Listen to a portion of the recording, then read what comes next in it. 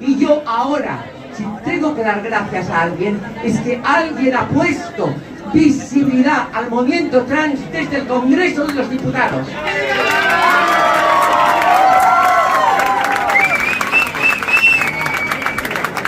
Pero yo, desde el Congreso de los Diputados, quiero ver a mujeres drag, quiero ver a mujeres queer o hombres queer, quiero ver a más pluralidad, porque hay muchísima más pluralidad, porque el ser, cada uno de nosotros somos un género con nosotros mismos. Hay tantos seres humanos como géneros puede haber.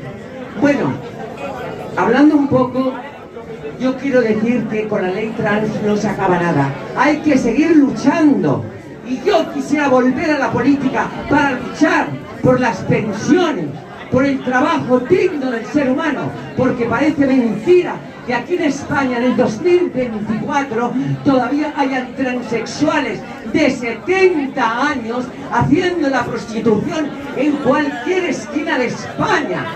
Esto es muy lamentable. Y quiero luchar por la dignificación de todos los seres humanos.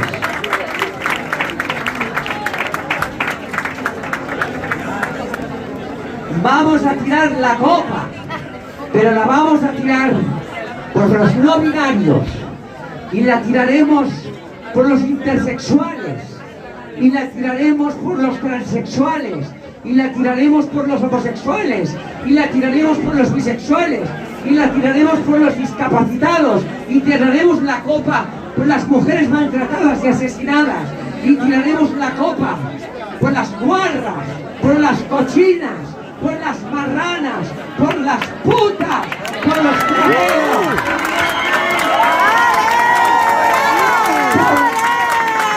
por todos. Vamos a tirar la copa de una puta vez por todos los que en algún momento se han sentido o solos o despreciados.